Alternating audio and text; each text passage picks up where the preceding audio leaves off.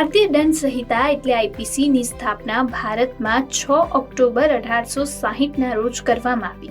આઈપીસીનો મુદ્દસો ભારતના પ્રથમ કાયદા પંચ દ્વારા બનાવવામાં આવ્યો. આ કમિશનનું નેતૃત્વ લોર્ડ થોમસ બેન્ટિંગ મેકોલ દ્વારા કરવામાં આવ્યું. આઈપીસીમાં 511 વિભાગો છે, જે 23 પ્રકરણોમાં વિભાજિત છે. આઈપીસીનો હેતુ તેના ગુનાઓને વિખ્યાતીકરણ કરવાનો અને દંડ નક્કી કરવાનો છે. આઈપીસીનો હેતુ સમગ્ર દેશમાં ફોજદારી કાયદો લાગુ કરવાનો પણ છે. આઈપીસીમાં રાજ્યના અસ્તિત્વને સુરક્ષિત કરવાની જોગવાઈ રાખવામાં આવી છે. આઈપીસી રાજ્ય વિરુદ્ધના ગુનાઓ માટે મૃત્યુદંડ અથવા આજીવન કેદ અથવા દંડ જેવી સજાની જોગવાઈ કરે છે. આઈપીસી 1 જાન્યુઆરી 1862ના રોજ અમલમાં આવ્યું. જો કે હવે ભારતીય દંડ સંહિતાને ભારતીય ન્યાયિક સંહિતા દ્વારા બદલવામાં આવી છે. આ 1 જુલાઈ 2024થી અમલમાં આવ્યું છે. ભારતીય ન્યાયિક સંહિતામાં 358 કલમો છે. ઉપરાંત વિભાગોના વિક્રમ પણ બદલવામાં આવ્યા છે, જેમાં 20 નવા ગુનાઓને સમાવેશ કરવામાં આવ્યો છે. 23 ગુનામાં સજાની મુદત વધારવામાં આવી છે. 23 ગુનામાં ફરજિયાત લઘુત્તમ સજાની જોગવાઈ પણ કરવામાં આવી છે. 83 ગુનામાં દંડની રકમમાં વધારો કરવામાં આવ્યો છે અને 6 ગુનામાં સમુદાય સેવાની જોગવાઈ કરવામાં આવી છે. એક્ટમાં 19 કલમો રદ કરવામાં આવી છે અથવા તો દૂર કરવામાં આવી છે. 9 નવા વિભાગો ઉમેરવામાં આવ્યા છે અને 22 કલમો રદ કરવામાં આવી છે. મેઘનાદ સહાનો જન્મ 6 ઓક્ટોબર 1893ના રોજ થયો. તેઓ એક અગ્રણી ભારતીય ખગોળશાસ્ત્રી અને ભૌતિકશાસ્ત્રી હતા, જેમને ખગોળ ભૌતિકશાસ્ત્રમાં મહત્વનું યોગદાન આપ્યું છે. સહાનું સૌથી મહત્વનું યોગદાન સહા આયનીકરણનું છે, જે એસ્ટ્રોફિઝિક્સના આયનીકરણની પ્રક્રિયાને સમજવામાં મદદરૂપ છે. આ સૂત્ર દર્શાવે છે કે કેવી રીતે ગેસિયસ પ્લાઝમામાં આયનો અને ન્યૂટનની સાંદ્રતા વિવિધ તાપમાન અને દબાણમાં બદલાય છે. તેમની શોધને તારાઓની રચના અને તાપમાનમાં ઘનતા અને રાસાયણિક રચનાને સમજવામાં નોંધપાત્ર યોગદાન આપ્યું છે. તેમની વૈજ્ઞાનિક સિદ્ધિઓ માટે તેમને ઘણા સન્માન અને પુરસ્કાર પણ આપવામાં આવ્યા છે. તેઓ ઇન્ડિયન એકેડમી ઓફ સાયન્સના સભ્ય હતા. વિજ્ઞાનના પ્રચારની સાથે સહાએ ભારતીય સમાજ અને રાજકારણમાં પણ સક્રિય ભાગ લીધો. તેઓ ભારતીય રાષ્ટ્રીય કોંગ્રેસના સભ્ય પણ હતા અને ભારતીય સ્વતંત્રતા સંગ્રામમાં પણ તેમણે ભાગ લીધો હતો. મેઘનાદ સહાનું અવસાન 16 ફેબ્રુઆરી 1956ના રોજ થયું.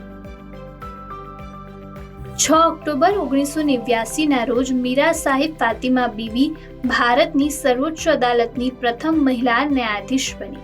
તે 29 એપ્રિલ 1992 સુધી ન્યાયાધીશ રહી. કોર્ટમાંથી નિવૃત્તિ પર તેમણે રાષ્ટ્રીય માનવ અધિકાર પંચના સભ્ય તરીકે અને બાદમાં 1997થી 2001 સુધી તમિલનાડુના રાજ્યપાલ તરીકે સેવા આપી.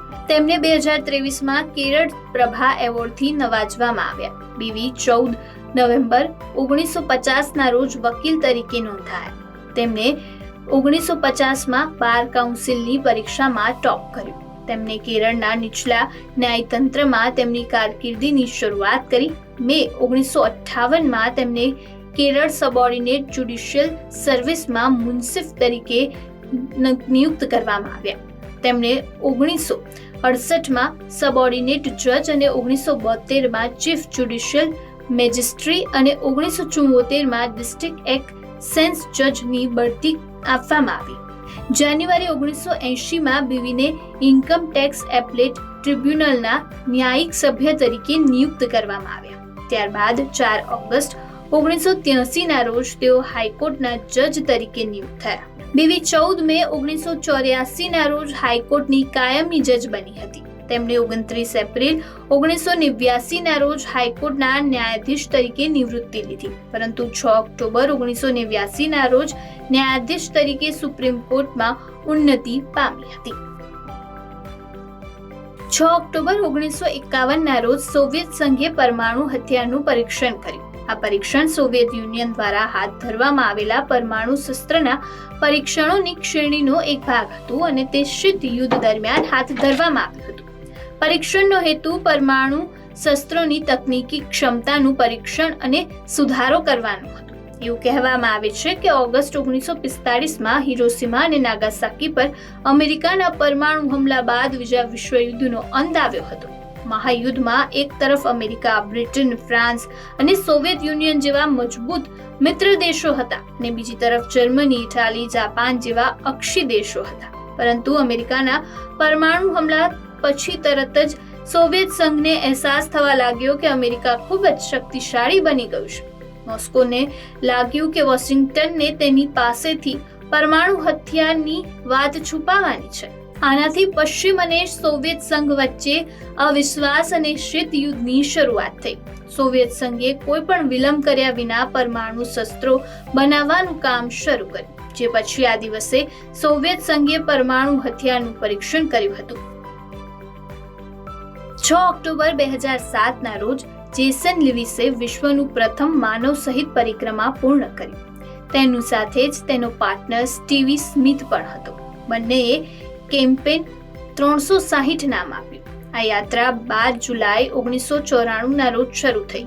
આ દિવસે તેને 74,842 કિલોમીટરની મુસાફરી કરીને 4,833 દિવસનું પોતાનું અભિયાન સફળતાપૂર્વક પૂર્ણ કર્યું. આ પ્રવાસ દરમિયાન તેને ઘણા ખંડો, મહાસાગરો અને મુશ્કેલ પ્રદેશો પણ પાર કર્યા. તેને કોઈ પણ બ્રહ્મ મદદ વિના તેની યાત્રા પૂર્ણ કરી અને માનવ હિંમતની નવી ઊંચાઈને સ્પર્શવાનો પ્રયાસ કર્યો. જેસન લુઇસની યાત્રામાં તેણે મહાસાગર, રણ અને પર્વતો જેવા વિવિધ મુશ્કેલ પ્રદેશો પાર કર્યા. તેને તેના પ્રવાસમાં વિવિધ દેશો અને સંસ્કૃતિનો સામનો કર્યો અને માનવ હિંમતનું ઉદાહરણ પૂરું પાડ્યું. 6 ઓક્ટોબર 1927ના રોજ ધ જાઝ સિંગર નામની પ્રથમ બોલતી ફિલ્મ અમેરિકામાં રિલીઝ થઈ. આ પહેલા ફિલ્મો શાંત હતી, જેમાં સંવાદ અને અવાજનો અભાવ હતો. ફિલ્મમાં મોશન પિક્ચર્સ ટેકનોલોજીનો ઉપયોગ કરવામાં આવ્યો હતો, જેનાથી ડાયલોગ અને ગીતો સીધા જ ફિલ્મમાં સામેલ થઈ શકે છે. આ ફિલ્મ એક યુવાન યહૂદી ગાયકની આસપાસ ફરે છે, જે તેના પરિવારના પરંપરાગત મૂલ્યો અને તેની સંગીત કારકિર્દીને સંતુલિત કરવાનો પ્રયાસ કરે છે. આ ફિલ્મમાં અલ જેસલને મુખ્ય ભૂમિકા ભજવી હતી. તે પ્રખ્યાત ગાયક અને અભિનેતા હતા. અલ જોલ્સનું ગાયન અને સંવાદ ફિલ્મની ખાસિયત હતી. જાઝ સિંગરે અપાર સફળતા હાંસલ કરી અને પ્રેક્ષકો અને વિવેચકો દ્વારા તેની વ્યાપક પ્રશંસા કરવામાં આવી. તેની સફળતાએ ભવિષ્યની વાતો કરી અને ફિલ્મ માટે એક ધોરણ સ્થાપિત કર્યું હતું.